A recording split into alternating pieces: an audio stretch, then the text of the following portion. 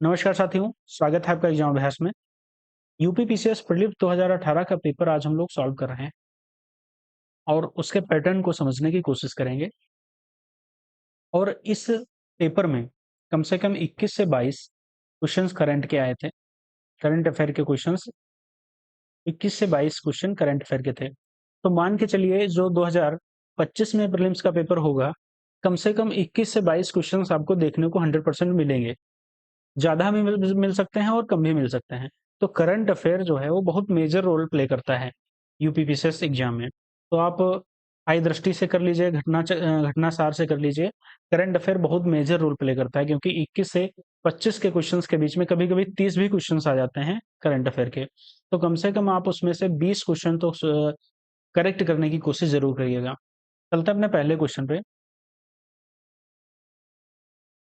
पहला क्वेश्चन है कथन और कारण का। कथन में कह रहा है कि मध्यकाल में संगीत पर संस्कृत में लिखी गई अनेक पुस्तकों का फारसी में अनुवाद किया गया।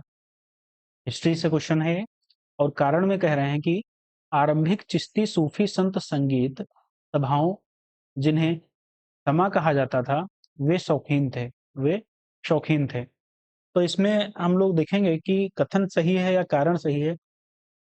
तो कथन भी सही है। कथन भी सही है बिल्कुल। कथन में कह रहा है कि मध्यकाल में संगीत पर संस्कृत में लिखी गई अनेक पुस्तकों का फारसी में अनुवाद किया गया, बिल्कुल करेक्ट है। आरंभिक चिश्ती सूफी संत संगीत सभाओं जिन्हें समा कहा जाता था वे शौकीन थे, ये भी करेक्ट है। लेकिन कहीं ये नहीं लग रहा है कि ये दोनों सही आपस में व्याख्या कर रहे हैं। व्याख्या तो नहीं कर रहे हैं, मतलब कारण कथन की व्याख्या तो नहीं कर रहा है। दोनों सही हैं पर व्याख्या नहीं कर रहा है। तो इसमें ऑप्शन जो होगा वो आपका बी करेक्ट होगा। यही एग्जाम जो आयोग ने माना था, बी। ठीक है, चलिए अगला क्वेश्चन है पुष्य मित्र शुंग।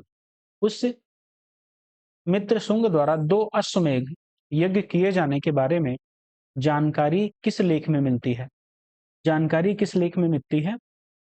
तो इसमें मिलती है तो पुष्य, पहली बात तो पुष्यमित्र शुंग 185 से 149, 185 से 149 ईसा पूर्व इनका कालका रहता है पुष्यमित्र शुंग का। तो इनका जो करेक्ट ऑप्शन होगा आपका अवध्या शिलालेख होगा। क्या होगा? अवध्या शिलालेख।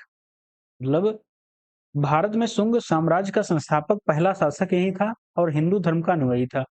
और धनदेव के अवध्या शिलालेख में इसका उल्लेख किया गया है। तो अवध्या शिलालेख किसका शिलालेख था? तो धनदेव का। धनदेव धनदेव के अवध्या शिलालेख में इसका उल्लेख मिलता है। यह अभिलेख संस्कृत भाषा में लिखा गया है। ये भी एक याद रखिएगा, यह अभिलेख जो है वो संस्कृत भाषा में लिखा गया था। तो इसका ऑप्शन सी करेक्ट होगा। चलिए अगला क्वेश्चन है, ये भी मध्यकालीन भारत के ऐतिहासिक स्रोतों में चकला शब्द का प्रयोग हुआ था। चकला क्या था? चकला शब्द का जो प्रयोग हुआ था वो यह एक भारतीय उपमहाद्वीप में जिला स्तरीय प्रशासनिक प्रभाग था। क्या था? प्रशासनिक प्रभाग था। कौन? चकला। मुगल काल के दौरान बंगाल और अवध में प्रांतों में चकला प्रणाली प्रचलन में थी। तो सूबा और परगना के बीच का जो क्षेत्रीय इकाई था, लेकिन सरकार के समानार्थी नहीं था। तो इसमें ऑप्शन सी इसका करेक्ट हो जाएगा। Option C. ऑप्शन इसका क्या होगा करेक्ट? सी। ठीक है, चलिए अगला क्वेश्चन देखेंगे। सुरक्षा के लिए मराठों के राजस्व के दावों को किस नाम से जाना जाता था? किस नाम से जाना जाता था? तो यह जाना जाता था चौथ के नाम से। चौथ। चौथ के नाम से जाना जाता था। क्या होता है? तो भूमिकर के अतिरिक्त शिवाजी की आय का एक अन्य प्रमुख स्रोत था चौथ।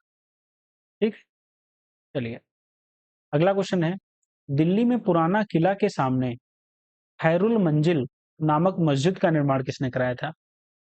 खैरुल मंजिल का निर्माण किसने कराया था?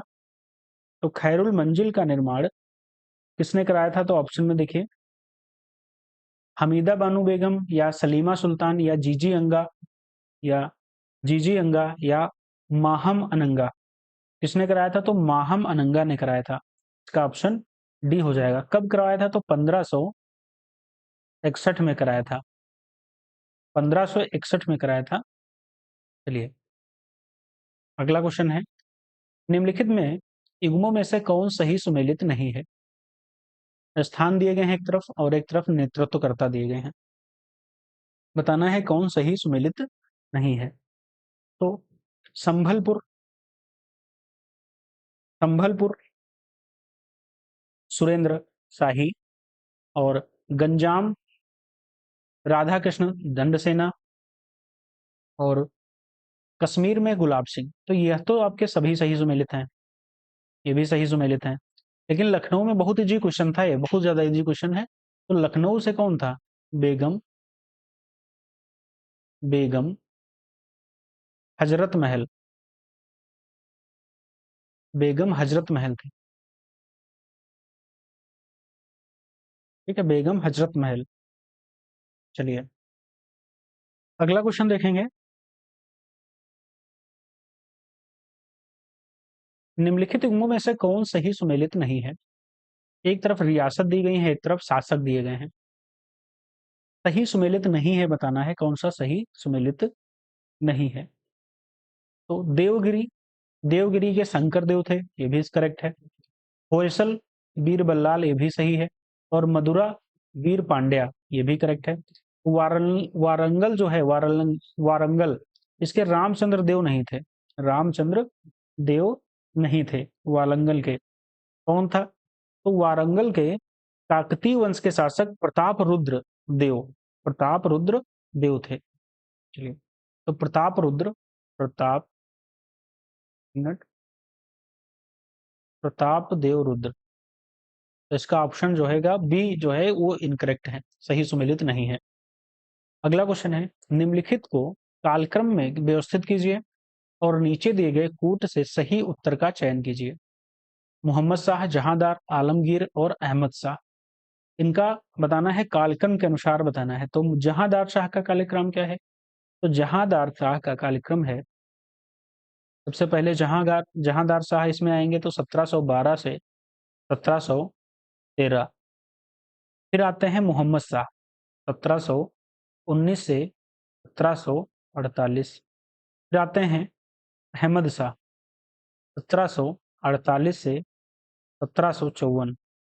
फिर आते हैं आलमगीर, 1754 से 1700 1759, 1759। तो पहले हो जाएंगे जहांदार, तो इसमें ऑप्शन बी, यानी कि ऑप्शन बी इसका करेक्ट हो जाएगा, ऑप्शन बी। अगला क्वेश्चन है, भारत के निम्नलिखित राज्यों से किसकी तटरेखा सबसे लंबी है? बहुत ज्यादा इजी क्वेश्चन है। तो तटरेखा सबसे लंबी है गुजरात की, सबसे लंबी गुजरात की तटरेखा है। चलिए अगला क्वेश्चन है, उत्तर प्रदेश की निम्नलिखित नदियों में कौन सी पर्यावरण प्रदूषक के कारण जैविक आपदा घोषित हो गई?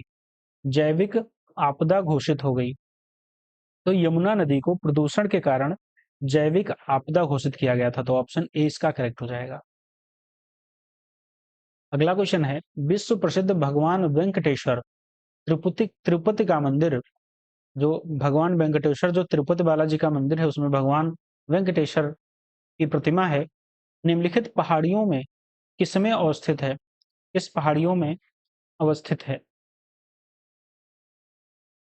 तो इस क्वेश्चन में एक मिस्टेक है, मतलब ऑप्शन में करेक्ट नहीं दिया गया है। जो भगवान वेंकटेश्वर का मंदिर है वो शेषाचलम, शेषाचलम जो पर्वत श्रेणी है, पर्वत श्रेणी है उस पे स्थित है।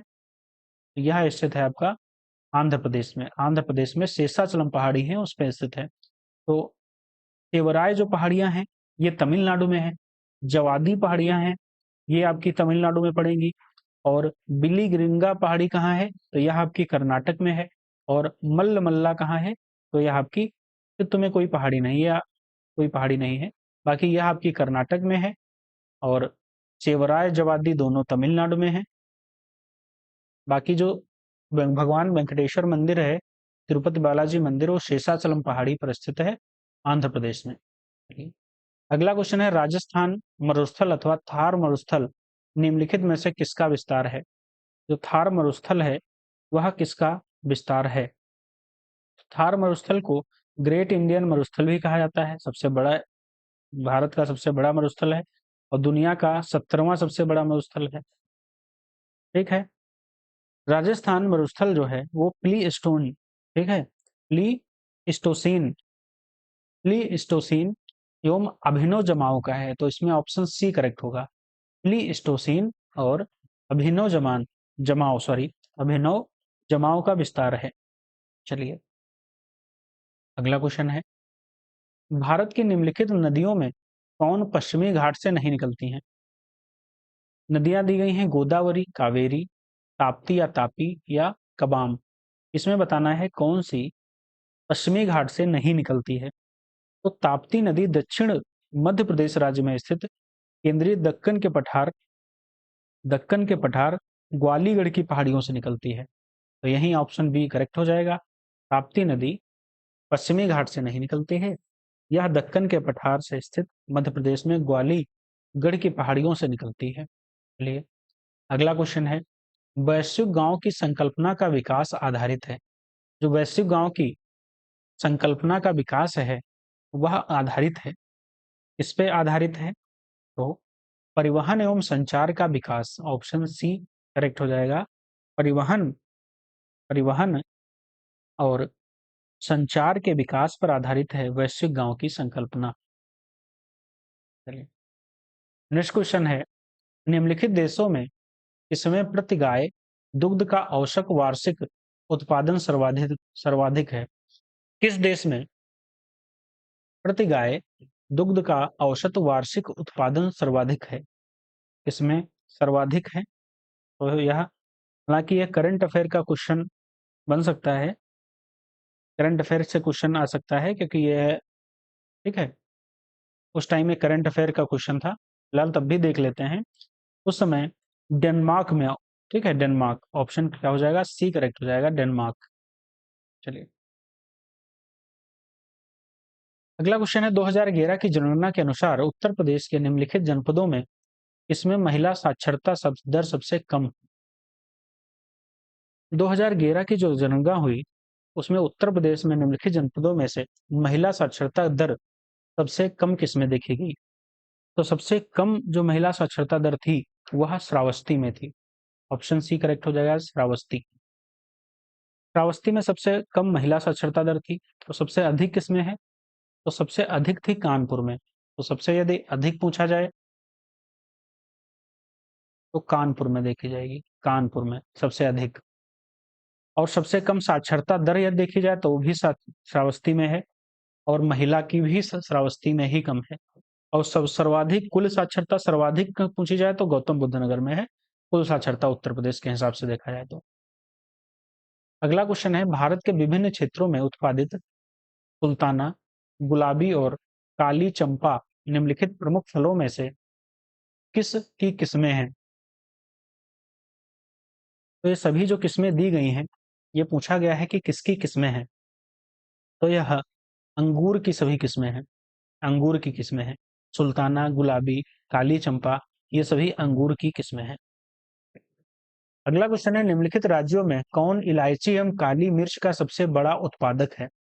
कौन इलायची एवं काली मिर्च का सबसे बड़ा उत्पादक है? तो सबसे बड़ा उत्पादक है केरल राज्य।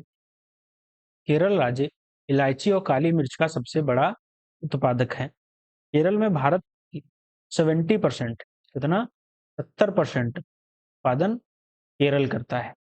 चलिए अगला क्वेश्चन है, दो सूचियां दी गई हैं, एक में राज्य दिए गए हैं, एक में सबसे ऊंची चोटी दी गई है। चोटी का नाम है दोद्दा बेटा, नंदा देवी, अनाई मुडी और सारामती। एक तरफ उनके राज्य दिए गए हैं, मिलान करना है। तो अनाई मुडी, अनाई मुडी जो है वह केरल की है, अनाई मुडी। नागालैंड में कौन सी है? तो सारामती नागालैंड में है, नागालैंड में सारामती है। उत्तराखंड में कौन है? तो नंदा देवी उत्तराखंड में है। और तमिलनाडु में दोद्दा बेटा है, दोद्दा बेटा तमिलनाडु में है। चलिए तो इसमें जो ऑप्शन करेक्ट होगा वो डी का 1 हो जाएगा, और ए का 3 हो जाएगा। डी का 1, ए का 3, आपका ऑप्शन सी करेक्ट हो जाएगा।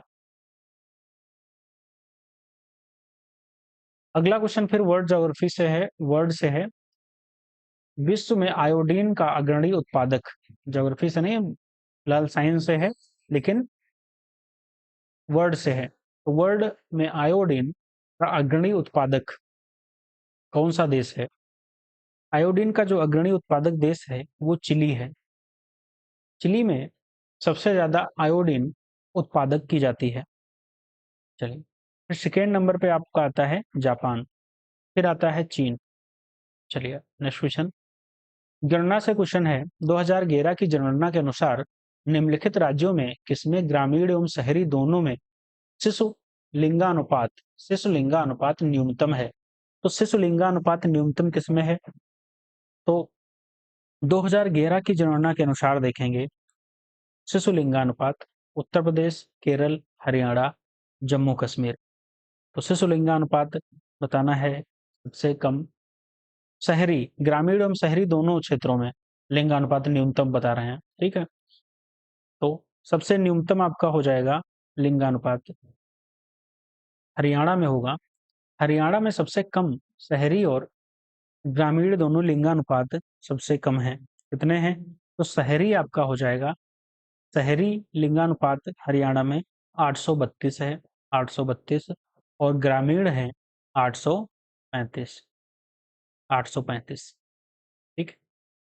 चलिए अगला क्वेश्चन है, 2011 की जनगणना के अनुसार निम्नलिखित राज्यों में किसकी ग्रामीण जनसंख्या सर्वाधिक है? ग्रामीण जनसंख्या सर्वाधिक किसकी है 2011 के अनुसार? तो सर्वाधिक ग्रामीण जनसंख्या किसकी है? तो ऑप्शन में है मध्य प्रदेश, ऑप्शन में है मध्य प्रदेश, महाराष्ट्र, पंजाब, उत्तर प्रदेश। तो सर्वाधिक ग्रामीण जनसंख्या जो वाला राज्य है वह आपका उत्तर प्रदेश है, वह आपका उत्तर प्रदेश है। सर्वाधिक ग्रामीण जनसंख्या उत्तर प्रदेश में ही है। चलिए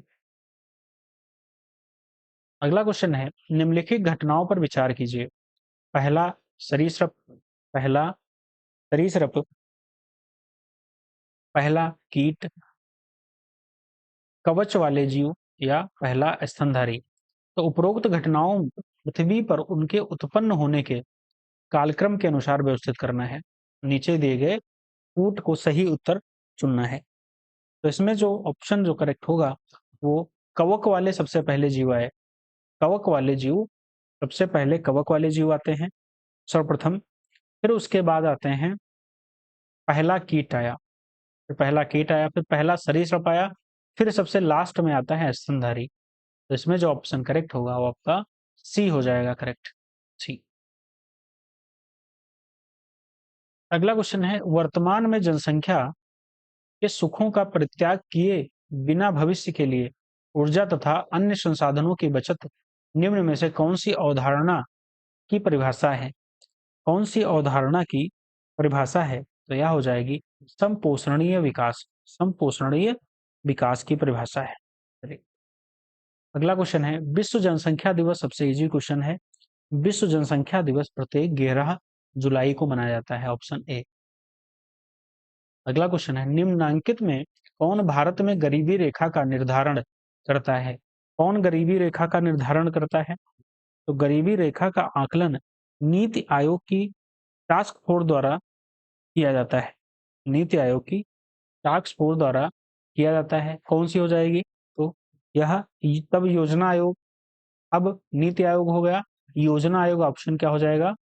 डी करेक्ट हो जाएगा, ऑप्शन डी। 2014 2014 में योजना आयोग को नीति आयोग में कन्वर्ट कर दिया गया था। कब? तो लागू कब से हुआ था? 1 जनवरी 2015 से योजना आयोग को नीति आयोग में परिवर्तित कर दिया गया था। योजना आयोग को नीति आयोग में परिवर्तित कर दिया गया था। चलिए अगला क्वेश्चन है, निम्नलिखित राज्यों में कौन सड़कों की लंबाई में भारत में प्रथम पायदान पे है? सड़कों की लंबाई में प्रथम पायदान पे कौन है? तो महाराष्ट्र है, ऑप्शन इसका ए करेक्ट हो जाएगा, महाराष्ट्र है। महाराष्ट्र सड़कों की लंबाई में प्रथम स्थान पे है। नेक्स्ट क्वेश्चन है, भारत में प्रत्यक्ष कर कोड निम्नलिखित में से किससे संबंधित है? बिक्री कर, उत्पाद कर, आय कर, सेवा कर। बिक्री कर, उत्पाद कर, आय कर, या सेवा कर। तो इसमें आय कर हो जाएगा। प्रत्यक्ष कर कोड जो है वो आयकर से संबंधित है, आयकर से संबंधित है। चलिए नेक्स्ट क्वेश्चन है, ग्रीन पीस इंटरनेशनल का मुख्यालय, ग्रीन पीस इंटरनेशनल का मुख्यालय कहाँ है? आपका हो जाएगा एम्स्टर्डम, नीदरलैंड में पड़ता है। एम्स्टर्डम, नीदरलैंड में। ऑप्शन इसका ए करेक्ट हो जाएगा। चलिए, अगला क्वेश्चन है, भारत सरकार द्वारा घोषित एबीसी इंडेक्स निम्नलिखित में से किससे संबंधित है? A B ABC index, ABC index का पूर्ण रूप क्या नाम है? बताइए, ये जो इंडेक्स है इसका पूरा नाम क्या है? तो पूरा नाम है achievement of babies and children index. Achievement of babies and children index. यह सूचकांक बाल स्वास्थ्य से संबंधित है। बाल स्वास्थ्य, तो इसका हो जाएगा आपका स्वास्थ्य से। ऑप्शन इसका सी करेक्ट हो जाएगा, स्वास्थ्य से संबंधित है। चलिए, अगला क्वेश्चन है, संयुक्त राष्ट्र के आर्थिक एवं सामाजिक मामलों के विभाग के अनुसार विश्व का कुल जनसंख्या का कितना प्रतिशत शहरी क्षेत्रों में निवास करता है? शहरी क्षेत्रों में निवास करता है। तो इसका जो ऑप्शन करेक्ट होगा वो आपका 55% करेक्ट हो जाएगा। 55% निवास करता है। अगला क्वेश्चन है, निम्नलिखित में कौन द्वितीयक प्रदूषक है? द्वितीयक प्रदूषक कौन है? तो द्वितीयक प्रदूषक होगा आपका स्मॉग। स्मॉग होगा ऑप्शन ए, द्वितीयक प्रदूषक। चलिए, अगला क्वेश्चन देखेंगे। अगला क्वेश्चन है, निम्नलिखित पारिस्थितिक की तंत्रों में किसमें प्रजातीय विविधता सापेक्षता काफी अधिक होती है? किसमें अधिक होती है? तो उष्णकटिबंधीय वर्षावन में, उष्णकटिबंधीय वर्षावन में सबसे अधिक होती है। तो इसमें ऑप्शन बी करेक्ट हो जाएगा। चलिए, अगला क्वेश्चन है, निम्नलिखित में कौन कीटों से प्राप्त नहीं होता है? कीटों से क्या प्राप्त नहीं होता है? तो रेशम, शहद, लाख, ये तो सब कीटों से प्राप्त होता है, लेकिन मोती जो है वह कीटों से प्राप्त नहीं होता है। मोती कीटों से प्राप्त नहीं होता है। चलिए, अगला क्वेश्चन है, निम्नलिखित में कौन सामान्य पारिस्थितिकी में वृक्ष के पत्तों की सरसराहट का डेसिबल स्तर प्रदर्शित करता है?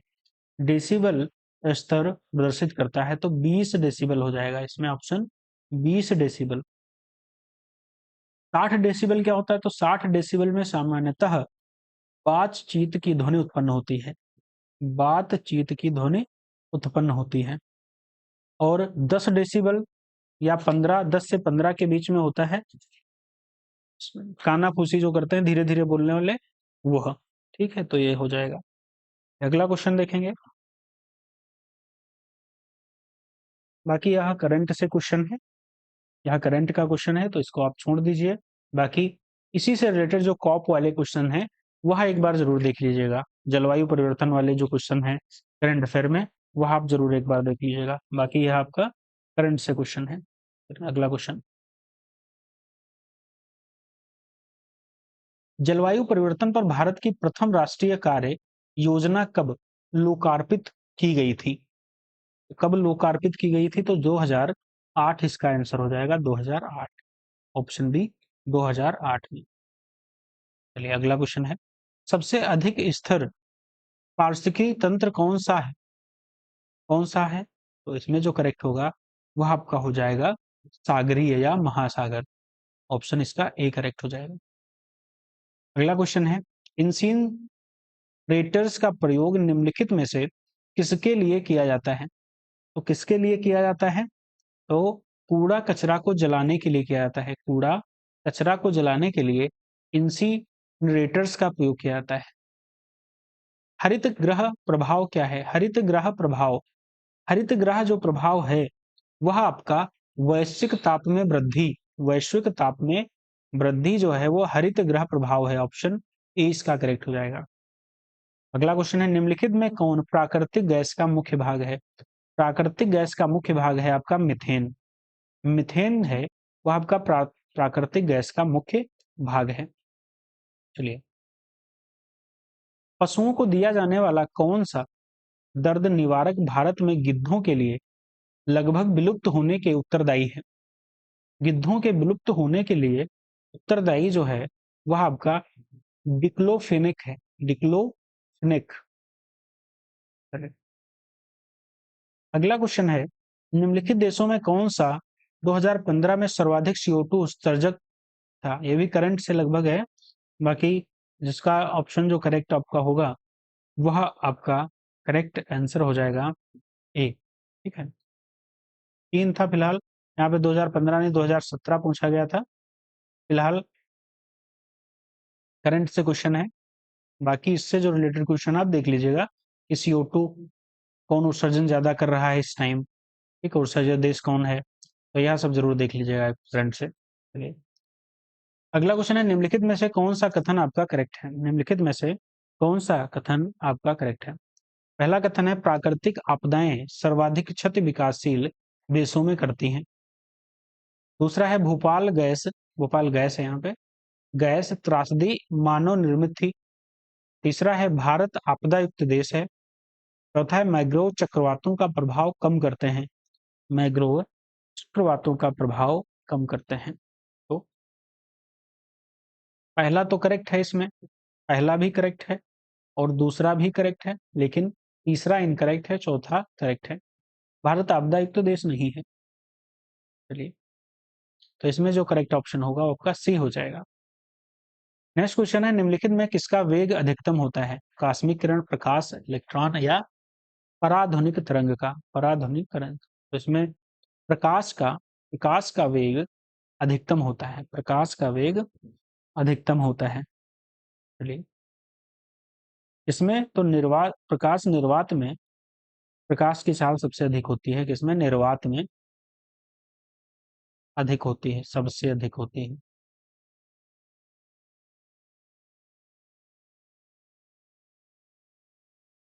अगला क्वेश्चन है, ग्रेफीन होता है, ग्रेफीन क्या है? तो ग्रेफीन है कार्बन का नैनो प्रतिरूप, कार्बन का नैनो प्रतिरूप ग्रेफीन है। ध्वनि का वेग अधिकतम होता है, ध्वनि का वेग अधिकतम होता है किसमें? निर्वात या जल में या वायु में या इस्पात में? ध्वनि का वेग अधिकतम इस्पात में सबसे अधिक होता है, ऑप्शन डी इस्पात। बहुत इजी क्वेश्चन है। धुआं में आंखों को प्रभावित करने वाला कौन सा शक्तिशाली उत्तेज होता है?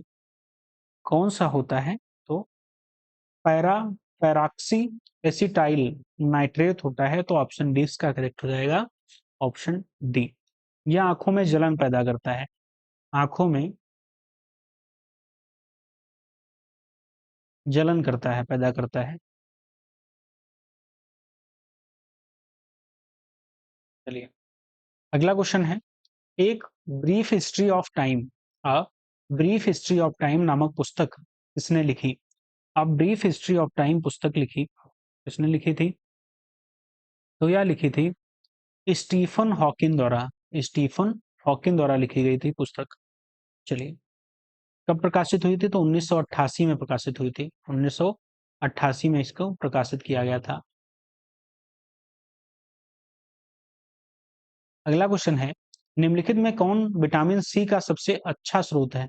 विटामिन सी का सबसे अच्छा स्रोत आंवला है, आंवला विटामिन सी का सबसे अच्छा स्रोत माना जाता है। चलिए, विटामिन सी का रासायनिक नाम क्या है? तो रासायनिक नाम है विटामिन सी का स्कॉर्बिक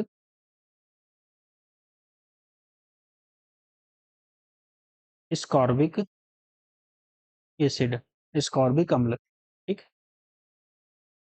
चलिए, और यह जल में जल में घुलन घुलनशील है, घुलनशील है। कौन कौन सी विटामिन जल में घुलनशील हैं? तो विटामिन बी और विटामिन सी, ये जल में घुल जाती हैं, जल में घुलती हैं।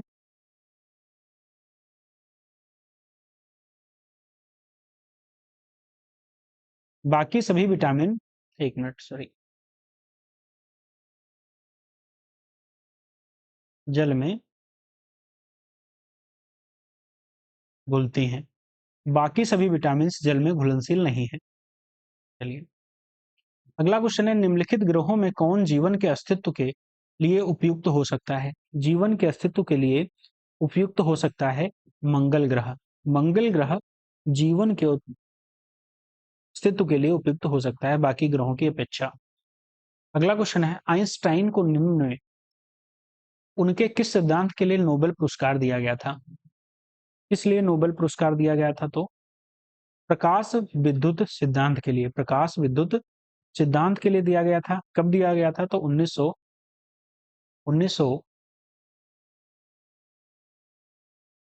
1921 में दिया गया था। चलिए, अगला क्वेश्चन है, निम्नलिखित ऊर्जा स्रोतों में कौन पर्यावरणीय प्रदूषण नहीं उत्पन्न करता है? पर्यावरणीय प्रदूषण उत्पन्न कौन नहीं करता है? तो यह हो जाएगा आपका सौर ऊर्जा पर्यावरणीय प्रदूषण उत्पन्न नहीं करता है। राज्य के नीति निर्देशक तत्वों का सहज अध्ययन के लिए निम्न में से कौन से भागों में विभाजित किए जा सकते हैं? निम्न में से कौन से भागों में विभाजित किए जा सकते हैं? तो समाजवादी में भी, उदार बौद्धिकतावादी में भी और गांधीवादी में भी। तो इसमें ऑप्शन डी हो जाएगा सभी में। जो डीपीएसपी है, राज्य के नीति निर्देशक तत्व डीपीएसपी, यह भाग भाग 4 में है और अनुच्छेद 36 से 51 तक है डीपीएसपी। चलिए, अगला क्वेश्चन है, निम्नलिखित में किसे अशोक चंद्रा द्वारा भारत में आर्थिक मंत्रिपरिषद कहा गया? आर्थिक मंत्रिपरिषद कहा गया योजना आयोग को। योजना आयोग को कहा गया। योजना आयोग का ही नाम नीति आयोग, नीति आयोग रखा गया। कब रखा गया? 1 जनवरी 2015 को। चलिए, अगला क्वेश्चन है, भारतीय न्यायिक व्यवस्था में जब जनहित याचिका को शामिल किया गया, उस समय भारत के मुख्य न्यायाधीश कौन थे? उस समय भारत के मुख्य न्यायाधीश कौन थे? तो जनहित याचिका में, याचिका जो शुरू की गई या स्वीकार की गई, तो न्यायाधीश पीएन भगवती द्वारा थे। कौन थे? पीएन भगवती थे। ठीक है, तो जनहित याचिका स्वीकार की गई थी। इस ऑप्शन में बाकी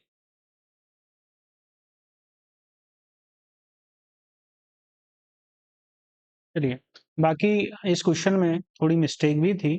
तो बताया गया था कि जो जनहित याचिका स्वीकार करने के समय वाईवी चंद्रचूड़ सर्वोच्च न्यायालय के मुख्य न्यायाधीश थे, लेकिन यह भी माना जाता है क्योंकि सबसे पहले जो सर्वोच्च न्यायालय के न्यायाधीश पीएन भगवती द्वारा 1979 में हुसैन सारा खातून केस में जनहित याचिका स्वीकार की गई थी। तो यह भी ध्यान रखिएगा। बाकी आप एक बार सर्च कर लीजिएगा कि इसमें क्वेश्चन में क्या सही है। चलिए, अगला क्वेश्चन है, द एक्सीडेंटल प्राइम मिनिस्टर पुस्तक के लेखक।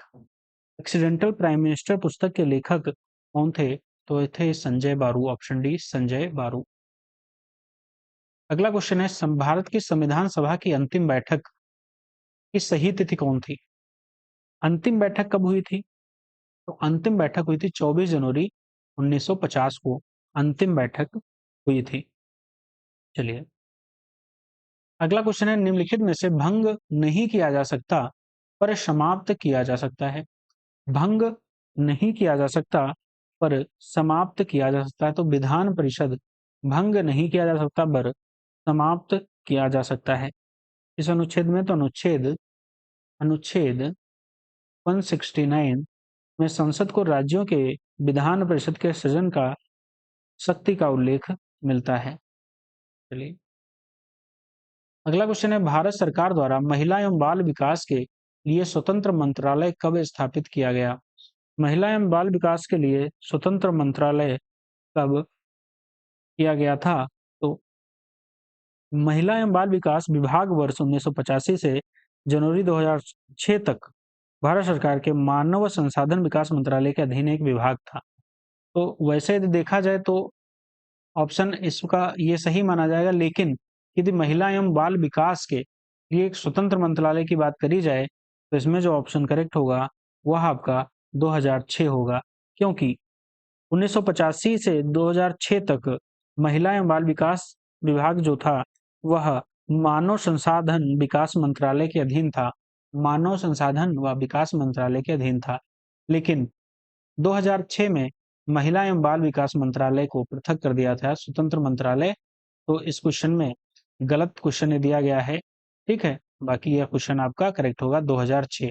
ठीक है, आंसर इसमें कोई नहीं है। तंत्र मंत्रालय आपका 2006 है। चलिए, लोकसभा में केंद्र शासित क्षेत्रों का सर्वाधिक प्रतिनिधित्व कितना हो सकता है? तो इसमें जो ऑप्शन होगा वो आपका 20 हो जाएगा, ऑप्शन बी।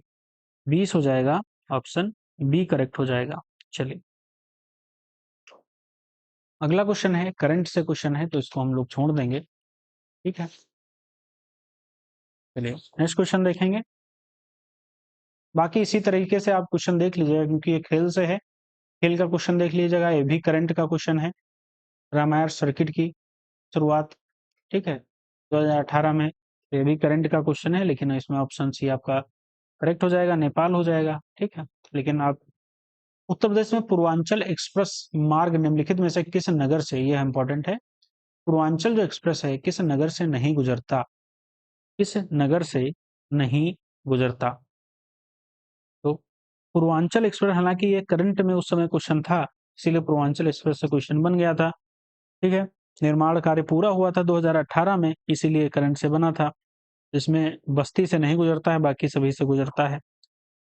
यह भी करंट से ही क्वेश्चन है, यह भी आपका करंट से ही क्वेश्चन है, यह भी आपका करंट का ही क्वेश्चन है, छोड़ दे रहे हैं। बाकी यह भी आपका करंट से क्वेश्चन है, यह भी आपका करंट से ही क्वेश्चन है, यह भी करंट से है, यह भी करंट का है, यह भी करंट का है, यह भी आपका करंट से ही है। चलिए, अगला क्वेश्चन है, निम्नलिखित में से कौन शुक्ल यजुर्वेद की संहिता, यजुर्वेद की कौन सी संहिता है? तो वाजस्नेमी या तैतरीय, वाजस्नेमी या तैतरीय, या फिर मैत्रायणी, या फिर तैतरीय काठक, वाजस्नेमी, तैतरीय, मैत्रायणी या काठक। तो इसमें जो करेक्ट होगा वह आपका वाजस्नेमी हो जाएगा, वाजस्नेमी, वाजस्नेमी हो जाएगा। यह शुक्ल यजुर्वेद की संहिता है, शुक्ल यजुर्वेद की संहिता है। ठीक, चलिए, अगला क्वेश्चन है, कथन और कारण से। भारत पर तुर्की आक्रमण सफल हुए, कारण में कहा है कि उत्तर भारत में राजनीतिक एकता नहीं थी, क्या इसलिए सफल हुए? कथन और कारण बताना है, करेक्ट क्या हो जाएगा? तो करेक्ट तो तुर्की आक्रमण सफल हुए, बिल्कुल। उत्तर भारत में राजनीतिक एकता नहीं थी इसीलिए तुर्क आक्रमण हुए, सफल हुए। तो इसमें करेक्ट व्याख्या भी कर रहे हैं और आपके दोनों कथन करेक्ट भी हैं। चलिए, अगला क्वेश्चन है, मंदिर जो कालक्रम, मंदिरों को कालक्रम में व्यवस्थित कीजिए और नीचे दिए गए कूटों में सही उत्तर को चुनना भी है, सही उत्तर को चुनना है। तो बृहदीश्वर मंदिर दिया गया है, बृहदीश्वर मंदिर, बृहदीश्वर मंदिर राजराज प्रथम के समय बनाया गया था, राजराज प्रथम के समय बनाया गया था। गंगेकोंड चोलापुरम का मंदिर, तो यह है राजेंद्र प्रथम के समय। और महाबलीपुरम का तटीय मंदिर, तो यह राजसिंह शैली जो कि 674 और 800 ईस्वी। सप्त पैगोडा, सप्त पैगोडा आपका मामल्य शैली 640 से 674। तो कालक्रम है तो सबसे पहले आपका सप्त पैगोडा आ जाएगा, सप्त पैगोडा आ जाएगा। तो इसी में आपका करेक्ट है, तो ऑप्शन डी देख लीजिएगा, ऑप्शन डी। अगला क्वेश्चन है, हाथी गुम्फा का अभिलेख किस शासक के विषय में जानकारी का स्रोत है? किस शासक के विषय में जानकारी का स्रोत है? तो खारवेल, ऑप्शन ए हो जाएगा इसका, खारवेल, खारवेल। चलिए, अगला क्वेश्चन है, कारण और कथन दिया है। कथन में कहा है कि 1946 में मुस्लिम लीग में कैबिनेट मिशन प्लान के लिए दी गई अपनी स्वीकृति वापस ले ली थी। कारण में है कि 1946 में गठित अंतरिम सरकार में मुस्लिम लीग शामिल हुई थी, मुस्लिम लीग शामिल हुई थी। तो इसमें जो करेक्ट ऑप्शन होगा वह हो जाएगा आपका बी। कथन तो दोनों करेक्ट हैं लेकिन व्याख्या नहीं कर रहे हैं। अगला क्वेश्चन है, निम्नलिखित में से किन स्थानों में मध्य पाषाण काल में पशुपालन के प्रमाण मिलते हैं? पशुपालन के प्रमाण मिलते हैं, किसमें मिलते हैं? तो बागौर में, बागौर में पशुपालन के प्रमाण मिलते हैं। है कहाँ बागौर? तो भीलवाड़ा जिले में है, राजस्थान में। कहाँ है? तो राजस्थान में है। बताना है कौन सा सुमेलित नहीं है? दीना मस्जिद, मांडू, लाल दरवाजा मस्जिद, दाखिल दरवाजा, तीन दरवाजा। कौन सुमेलित नहीं है? तो अदीना मस्जिद कहाँ है? तो अदीना मस्जिद पश्चिम बंगाल के मालदा में स्थित है। मांडू में कहाँ है? मालदा में, पश्चिम बंगाल के मालदा में। तो यही इसका हो जाएगा। बाकी लाल दरवाजा जौनपुर में है, दाखिल दरवाजा गौड़ में है, तीन दरवाजा आपका अहमदाबाद में है। अगला क्वेश्चन है सही सुमेलित कौन सा नहीं है इसमें? तो ध्रुवदास, नाभादास, रसखान, उस्मान, इनकी रचनाएं दी गई हैं। कौन सही सुमेलित नहीं है वो बताना है। तो ध्रुवदास एक शिक्षाचारी लेखक थे जिन्होंने 42 कविताओं की रचना की, जिनमें एक भगत नामावली है। बाकी आपका सही सुमेलित जिसमें एक भगत नामावली है। ठीक है, तो यह तो आपका करेक्ट हो जाएगा। नाभादास भक्तमाल, ये भी करेक्ट हो जाएगा। रसखान की रसिक प्रिया नहीं थी। रसिक प्रिया रचना किसकी थी? तो रसिक प्रिया रचना थी केशवदास की, केशवदास। बाकी उस्मान की चित्रवाली थी। तो इसमें ऑप्शन सी जो है वो सही सुमेलित नहीं है। सी सही सुमेलित नहीं है। अगला क्वेश्चन है निम्नलिखित घटनाओं को कालक्रम के अनुसार व्यवस्थित करना है। हंटर आयोग, सैडलर आयोग, वुड की घोषणा पत्र और सार्जेंट योजना। वुड की घोषणा पत्र, वुड की घोषणा पत्र यह बोर्ड ऑफ कंट्रोल के प्रधान चार्ल्स वुड द्वारा 1854 में, 1854 में, ठीक है, 54 में जारी किया गया था। इसमें क्या होता है? भारत में अंग्रेजी शिक्षा के मैग्ना कार्टा के रूप में जाना जाता है। सार्जेंट योजना, सार्जेंट योजना आपका 1944, 1944। सैडलर आयोग, सैडलर आयोग आपका 1917। और हंटर आयोग आपका कब है? 1982, सॉरी 1882। तो इसका सही सुमेलन जो होगा वह आपका हो जाएगा डी, क्योंकि 1854 और 1882, तो आपका डी हो जाएगा करेक्ट, डी। निम्नलिखित नेताओं में से किसने क्रांतिकारी संगठन अभिनव भारत समाज की स्थापना की? अभिनव भारत समाज की स्थापना किसने की थी? तो यह की थी विनायक दामोदर सावरकर ने। विनायक दामोदर सावरकर ने की थी। कब की थी? ये भी आ जाता है। तो 1904 में की थी, 1904 में। ठीक है। और मित्र मेला की, मित्र मेला,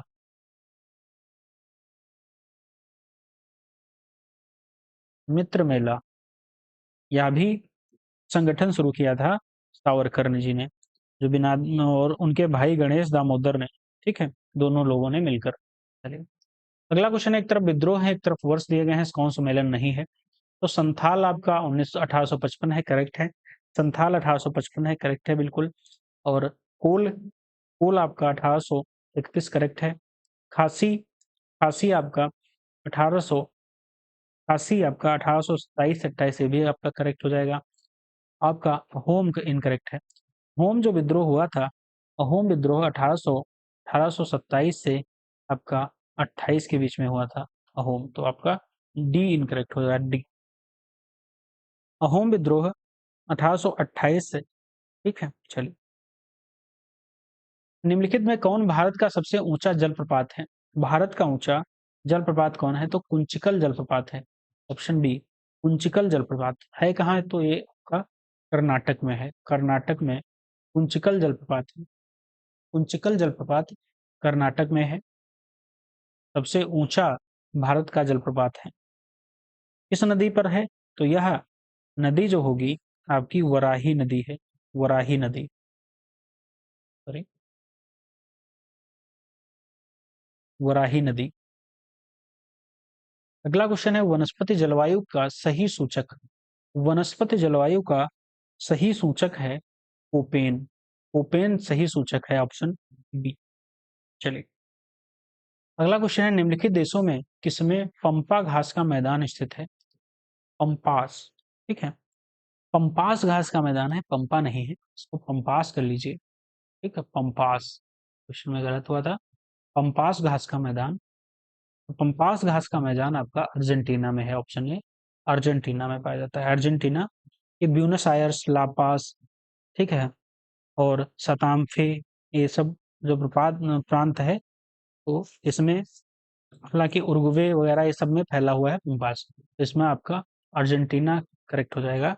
अर्जेंटीना, हालांकि ब्राजील में भी थोड़ा बहुत पाया जाता है, ब्राजील में भी पाया जाता है, तो थोड़ा बहुत आपका ब्राजील में भी मिलेगा, तो आपके दोनों आंसर ये करेक्ट हो सकते हैं। चलिए, निम्नलिखित उनमें से कौन सा सही सुमेलित नहीं है?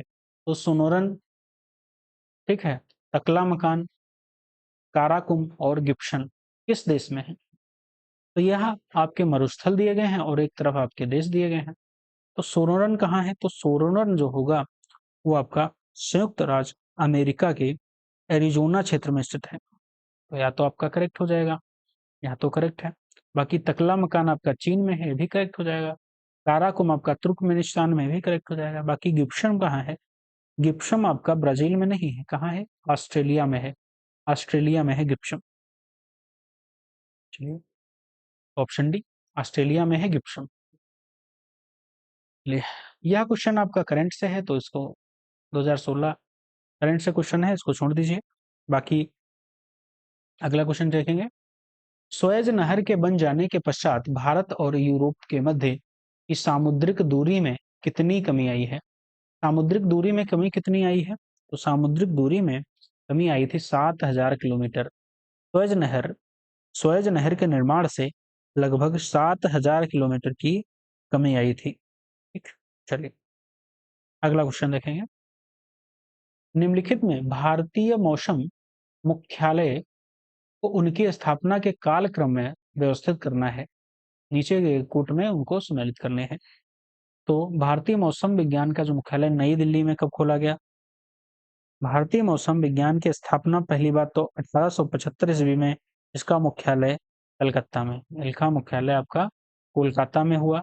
कब खोला गया? तो 1875 में, 1875 में खोला गया। तो सबसे पहले आपका बी हो जाएगा।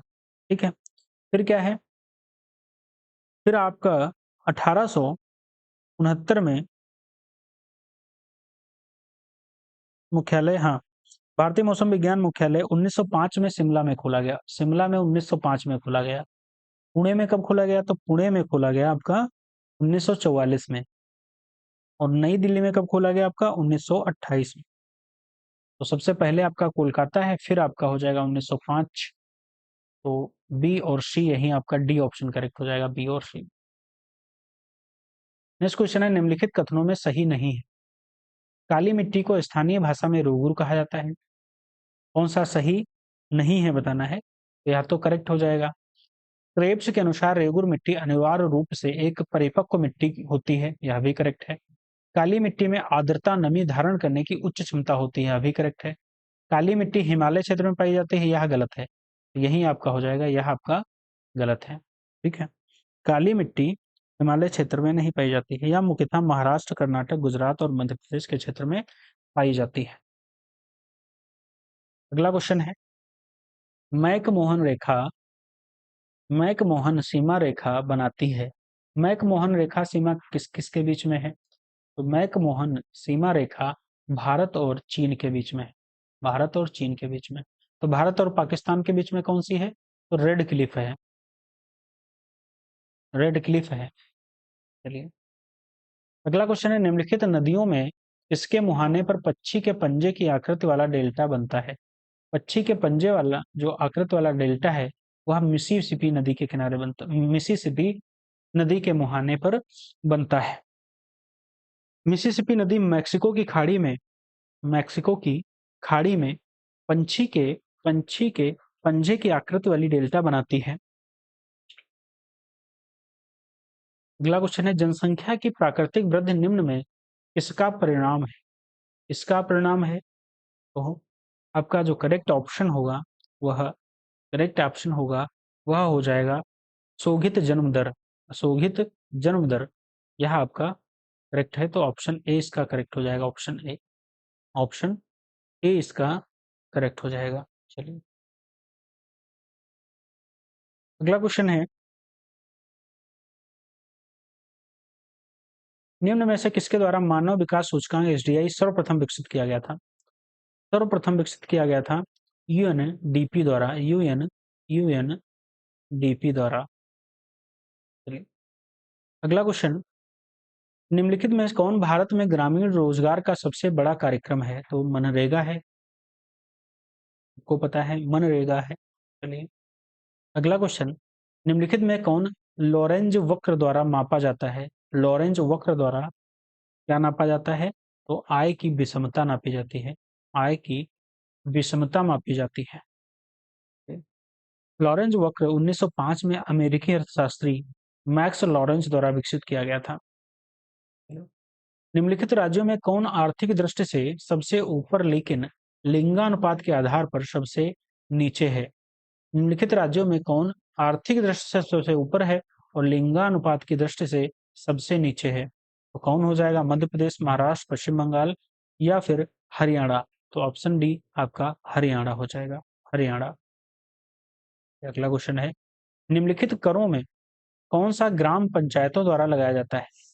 कौन सा ग्राम पंचायतों द्वारा लगाया जाता है? तो ऑप्शन करेक्ट हो जाएगा स्थानीय मेलों पर कर, स्थानीय मेलों पर कर, स्थानीय मेलों पर कर ग्राम पंचायतों द्वारा लगाया जाता है। बाकी बिक्री कर और भू राजस्व कर, बिक्री कर, भू राजस्व कर ये राज्य सरकार लगाती है, राज्य सरकार लगाती है। अगला क्वेश्चन है, भारत में निम्नलिखित 5 वर्षों में जो योजनाओं में किसका मुख्य ध्येय समपोषणीय वृद्धि था? इसका ध्येय समपोषणीय वृद्धि था। तो इसमें जो करेक्ट ऑप्शन होगा वह हो जाएगा 12वीं, 12वीं पंचवर्षीय योजना में इसका जो मुख्य ध्येय था वो 12वीं था, 12वीं पंचवर्षीय योजना में समपोषणीय वृद्धि था। चलिए अगला क्वेश्चन है, उत्तर प्रदेश के निम्नलिखित नगरों में किसे स्मार्ट सिटी विकास कार्यक्रम में विकास के लिए केंद्रीय सरकार द्वारा चुना नहीं गया है?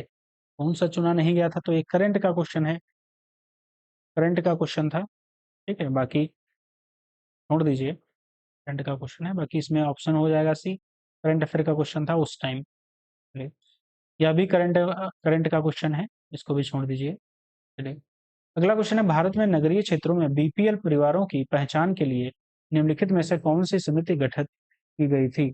कौन सी समिति गठन की गई थी? तो हासिम समिति है, कौन सी? हासिम समिति, हासिम समिति गठित की गई थी। चलिए यह भी आपका करंट का क्वेश्चन है, करंट का। भारत में बाघ परियोजना कब शुरू की गई? भारत में बाघ परियोजना शुरू की गई थी 1973। ठीक, इसमें ऑप्शन गलत हैं सभी। 1973 में बाघ परियोजना शुरू की गई थी। 1972 में वन्य जीव संरक्षण अधिनियम लाया गया था, 1972 में वन्य जीव संरक्षण अधिनियम लाया गया था। बाकी 1973 में बाघ परियोजना शुरू की गई थी। निम्नलिखित में कौन मानव जनित जियोभ, जियोभ का एक उदाहरण है? मानव जनित जियोभ का उदाहरण है फसली भूमि, फसली भूमि। अगला क्वेश्चन है, निम्नलिखित में कौन सा जानवर बिना पानी पिए सबसे लंबी अवधि तक रह सकता है? सबसे लंबी अवधि तक बिना पानी रहे आपका कंगारू चूहा, यह रह सकता है, बिना पानी पिए लंबी अवधि तक जीवित रह सकता है। अगला क्वेश्चन है, भारत में प्रथम national centre for marine biodiversity किस शहर में स्थित है? किस शहर में स्थित है? तो ये मरीन हो जाएगा, मरीन बायोडायवर्सिटी किस शहर में स्थित है? तो जामनगर में, जामनगर गुजरात में स्थित है, गुजरात में। दाचिंगम, ठीक है, दाचिंगम राष्ट्रीय उद्यान निम्नलिखित में से किससे संबंधित है? दाचिंगम राष्ट्रीय उद्यान किससे संबंधित है? तो हंगुल या Kashmir Stag, option D hangul या कश्मीर स्टैग से संबंधित है। हंगुल क्या है? तो कश्मीरी बारहसिंघा, कश्मीरी। दाचिंगम, पहली बात दाचिंगम राष्ट्रीय उद्यान है कहाँ? तो जम्मू एंड कश्मीर में है, जम्मू एंड कश्मीर में है। चलिए विश्व जैव विविधता दिवस कब मनाया जाता है? विश्व जैव विविधता दिवस कब मनाया जाता है? तो 22 मई को विश्व जैव विविधता दिवस मनाया जाता है। निम्नलिखित में कौन मृदा से संबंधित है? निम्नलिखित में कौन मृदा से संबंधित है? तो मृदा से संबंधित है इडेफिक, इडेफिक मृदा से संबंधित है। मृदा की संरचना एवं उसके घटकों को इडेफिक कहते हैं। ठीक है। चलिए, निम्नलिखित में किसमें ओजोन की सर्वाधिक सांद्रता मिलती है? ओजोन की सर्वाधिक सांद्रता किसमें मिलती है? ओजोन की सर्वाधिक सांद्रता स्ट्रेटोस्फेयर में मिलती है। स्ट्रेटोस्फेयर में मिलती है, तो ऑप्शन सी, स्ट्रेटोस्फेयर। स्ट्रेटोस्फेयर को हिंदी में कहते हैं समताप मंडल। समताप मंडल। चलिए, अगला क्वेश्चन है, वैश्विक ऊष्मन के फलस्वरूप निम्नलिखित में किसकी बारंबारता और प्रचंडता बढ़ रही है? इसकी बारंबारता और प्रचंडता बढ़ रही है, तो हो जाएगा आपका केवल चक्रवात की, केवल तूफान की, केवल बवंडर की, सभी हो जाएंगे ऑप्शन डी। Option D. चलिए, अगला क्वेश्चन है, निम्नलिखित में कौन स्ववासन संरक्षण रणनीति का उदाहरण नहीं है? का उदाहरण नहीं है, कौन नहीं है? तो आपका वनस्पति बाग नहीं है, बाकी सभी हो जाएंगे। सूर्य के प्रकाश से परावैंगनी विकिरण अभिक्रिया निम्न में क्या पैदा करती है? निम्न में क्या पैदा करती है? तो आपकी ओजोन हो जाएगा, आपकी ओजोन। ठीक है, आपकी ओजोन हो जाएगा। ठीक है, समताप मंडल में ओजोन का निर्माण मुख्य रूप से, ठीक है, इसमें समताप समताप मंडल में होता है, मुख्य रूप से परावैंगनी विकिरण अभिक्रिया से पैदा करती है। नॉर्मन बोरलॉग को किस क्षेत्र में नोबेल पुरस्कार प्रदान किया गया था? इंपॉर्टेंट क्वेश्चन है क्योंकि पूछा जा सकता है। नॉर्मन बोरलॉग बोरलॉग अमेरिकी कृषि वैज्ञानिक थे। अमेरिकी कृषि वैज्ञानिक थे, तो ऑप्शन ए, अमेरिकी कृषि वैज्ञानिक। निम्नलिखित युग्मों में से कौन सही सुमेलित नहीं है? कौन सही सुमेलित नहीं है? तो ऑप्शन हो जाएगा आपका ओजोन परत जो है ट्रोपोस्फेयर से संबंधित नहीं है, तो ओजोन किससे है? समताप मंडल से। समताप स्ट्रेटोस्फेयर जिसे कहते हैं, समताप मंडल, तो ऑप्शन डी हो जाएगा। चलिए, अगला क्वेश्चन है, निम्नलिखित युग्मों में से कौन सही सुमेलित नहीं है? कौन सही सुमेलित नहीं है? एक मिनट, एक बार देख लेते हैं। रेनेटिंग पनीर संबंधित है, जैव प्रौद्योगिकी, ठीक है, प्लास्टिडम सही है, गोल्डन चावल में विटामिन ए पाया जाता है, भी सही है। चलिए, तो बाकी सही है। कौन सा सही सुमेलित नहीं है? तो बांदीपुर राष्ट्रीय उद्यान, बांदीपुर राष्ट्रीय उद्यान कर्नाटक में है, यह तो करेक्ट है। मानस आपका असम में है, भी करेक्ट है। पेरियार आपका केरल में है, लेकिन सिमलीपाल मध्य प्रदेश में नहीं। सिमलीपाल मध्य प्रदेश में नहीं है। सिमलीपाल कहाँ है? तो सिमलीपाल आपका उड़ीसा में है। कहाँ है? उड़ीसा में। चलिए, तो यही आपका डी गलत हो जाएगा। अगला क्वेश्चन है, निम्नलिखित में किसे जेवी नार्लिकर के अनुसार अभी तक विज्ञान नहीं माना जाता है? अभी तक विज्ञान नहीं माना जाता है, तो इसमें ज्योतिष को हो जाएगा। ज्योतिष को अभी तक विज्ञान किसके अनुसार? जेवी नार्लिकर के अनुसार नहीं माना जाता है। चलिए, निम्नलिखित में किसका आविष्कार विल्हेम रॉन्स्टन द्वारा किया गया था? विल्हेम रॉन्स्टन द्वारा किसे किया गया था? तो एक्सरे मशीन का किया गया था। एक्सरे मशीन का किया गया था। अगला क्वेश्चन है, डीएनए की द्विकुंडलिनी संरचना किसके द्वारा दी गई थी? किसके द्वारा दी गई थी? तो आपका करेक्ट जो ऑप्शन होगा वो करेक्ट हो जाएगा आपका वाटसन और क्रिक। वाटसन और क्रिक हो जाएगा, वाटसन और क्रिक हो जाएगा। चलिए, अगला क्वेश्चन, निम्नलिखित विद्युत चुंबकीय निम्नलिखित विद्युत चुंबकीय विकिरणों में से किसकी ऊर्जा अधिकतम होती है? इसकी ऊर्जा अधिकतम होती है, तो एक्सरे किरणों की होती है। एक्स किरणों की होती है। चलिए, एक्स किरणों की। मीथेन निम्न में से किसमें निकलती है तथा उत्सर्जित होती है? मीथेन किसमें निकलती है तथा उत्सर्जित होती है? तो केवल धान के खेतों, केवल दीमक की बाम्बी से, दोनों से निकलती है, तो इसमें ऑप्शन सी करेक्ट हो जाएगा। ऑप्शन सी, दोनों से निकलती भी है और उत्सर्जित भी होती है।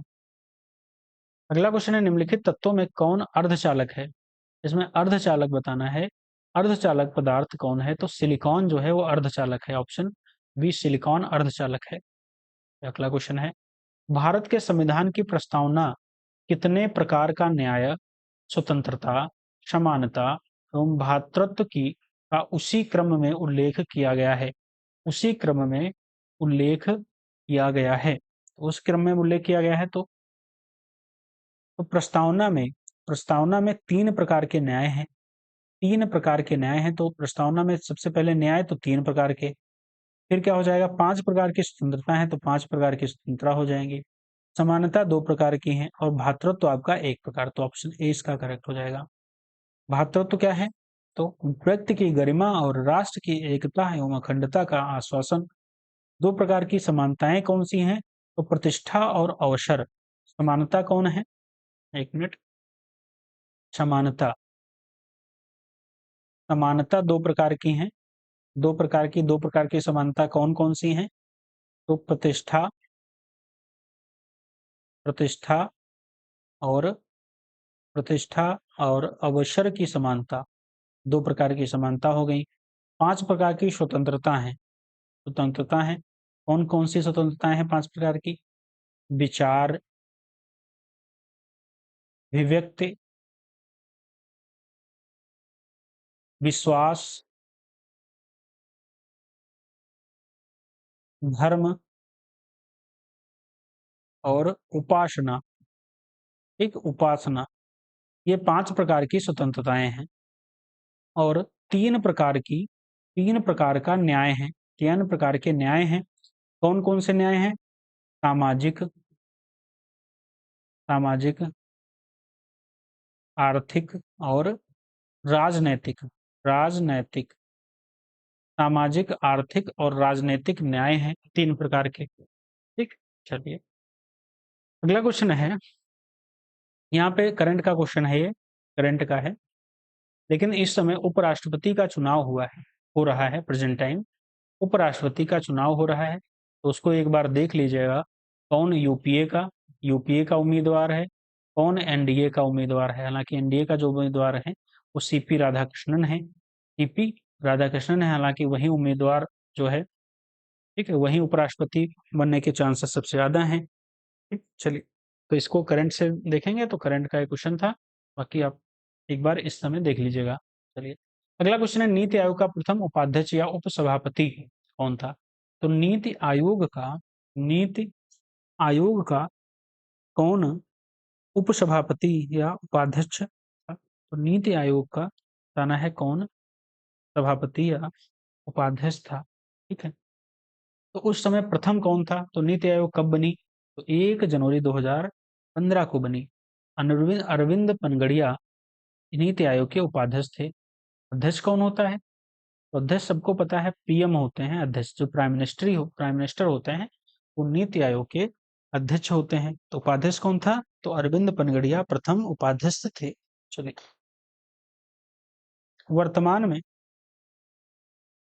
वर्तमान में आप एक बार नीति आयोग के उपाध्यक्ष देख लीजिएगा। ठीक है, चलिए अगला क्वेश्चन है, निम्नलिखित में कौन भारत में भाषा के आधार पर पहला राज्य बना था?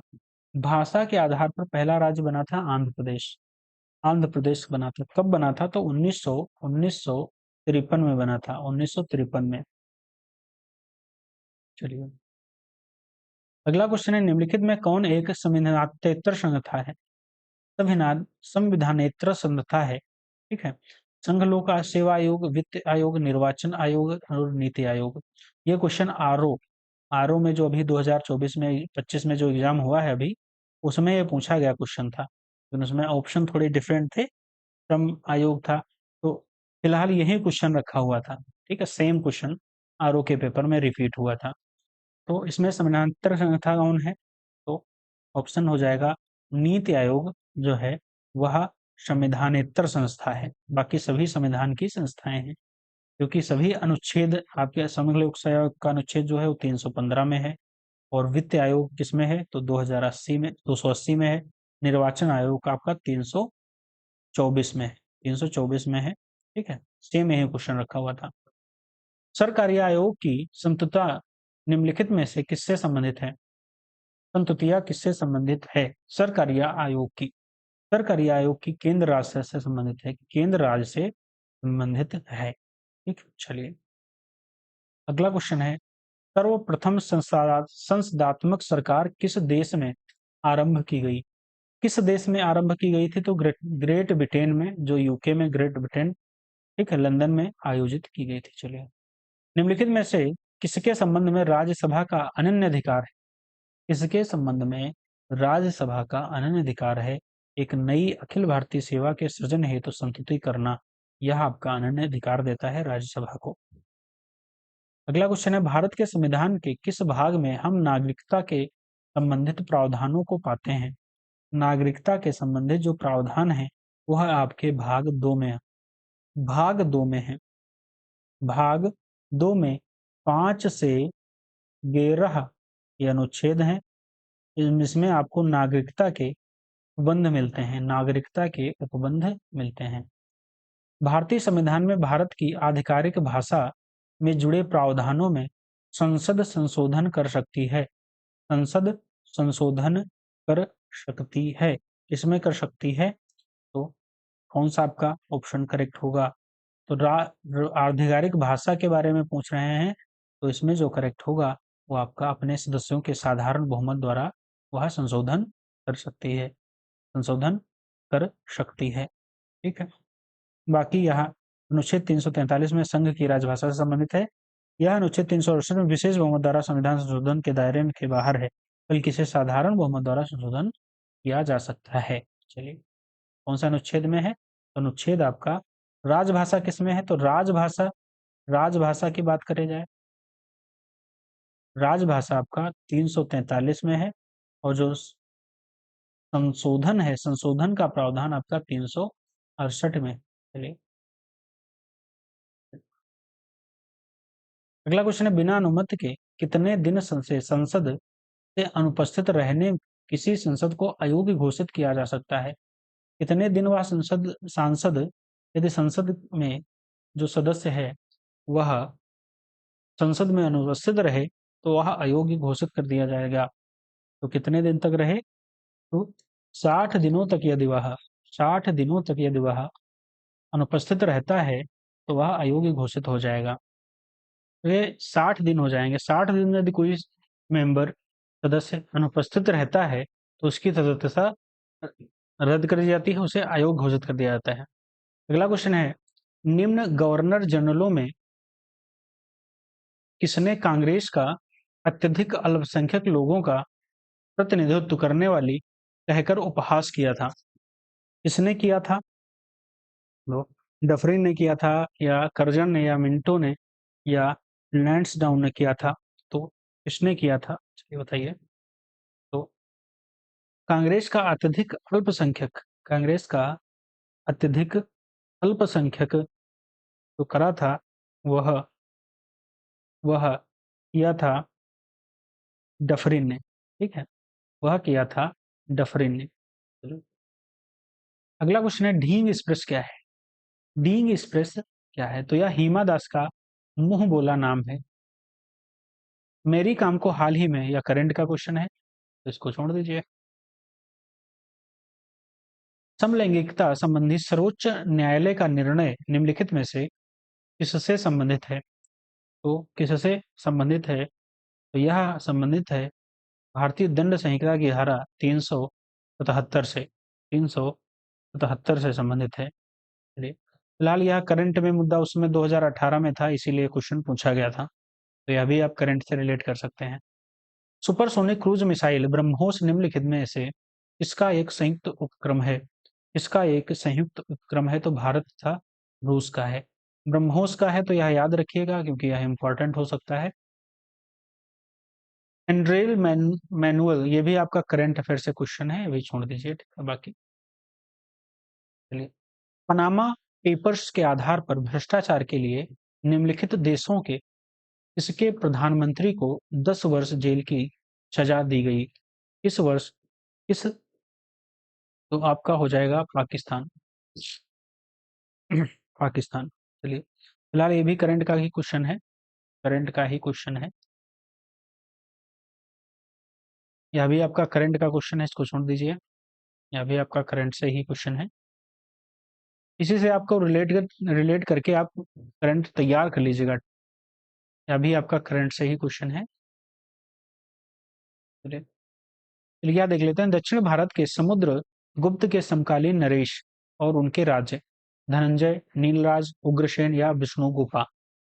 धनंजय धनंजय कुस्तलपुर कुस्तलपुर और नीलराज नील राज्य अवमुक्त, अवमुक्त राज्य अवमुक्त है। उग्रसेन का जो राज्य है, उग्रसेन का अलक्का है। विष्णुगुप्ता का राज्य क्या है? तो कंची है। तो इसमें ऑप्शन जो करेक्ट होगा वो आपका सी करेक्ट हो जाएगा, सी। अगला क्वेश्चन है, निम्न सिंधु सभ्यता से संबंधित कौन से केंद्र उत्तर प्रदेश में स्थित हैं? नीचे दिए कूट है, कालीबंगा है, लोथल है, आलमगीरपुर है और हुलास है। तो करेक्ट कौन से हो जाएंगे? तो आपके करेक्ट हो जाएगा आपका आलमगीरपुर हो जाएगा, आपका हुलास हो जाएगा, ऑप्शन डी। या भी आपका रिपीटेड क्वेश्चन है। अगला क्वेश्चन है, निम्न में से कौन सी संस्था विदेशी व्यापार से संबंधित है? कौन सी संस्था विदेशी व्यापार से संबंधित है?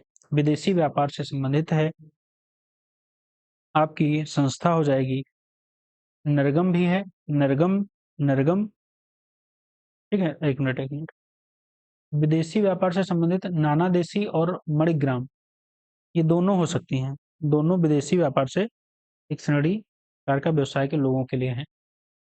चलिए, तो हमारा ये 2018 का क्वेश्चन पेपर हमारा हमने सॉल्व किया है। बाकी करंट अफेयर्स के क्वेश्चंस को छोड़ते हुए बाकी आप करंट अफेयर के क्वेश्चंस को आप देख लीजिएगा। बाकी इसकी पीडीएफ मैं अपने टेलीग्राम चैनल पे डाल दूंगा, पड़ी हुई है, वहां से आप डाउनलोड कर सकते हैं। टेलीग्राम चैनल पे पड़ी हुई है हमने, देख लीजिएगा फाइल में जाके खोल के। उसमें 2018 का, 2019, 2023 से 24 तक पेपर पड़े हुए हैं। मैं आज 2018 का पेपर सॉल्व किया हूँ, फिर 2019 का करूंगा, फिर 2020 का, फिर 2021 का, 2023, 2024 का पेपर, सभी पेपर बारी बारी से सॉल्व करूंगा। ठीक है, अगले दिन 2019 का पेपर सॉल्व करूंगा, फिर 2020 का। चलिए, और जो टेस्ट सीरीज चल रही हैं, ध्येय आईएएस की, दृष्टि आईएएस की टेस्ट सीरीज अपने चैनल पे चल रही हैं, वहां से आप दृष्टि और ध्येय आईएएस की टेस्ट सीरीज भी देख सकते हैं। जो न्यू टेस्ट सीरीज हैं 2025 के पीसीएस के लिए मतलब बनाई गई, उसमें करंट अफेयर भी है और हर चीज मिल जाएगी उसकी। चलिए, thank you so much. Video अच्छी लगी है तो लाइक शेयर सब्सक्राइब करिएगा। धन्यवाद।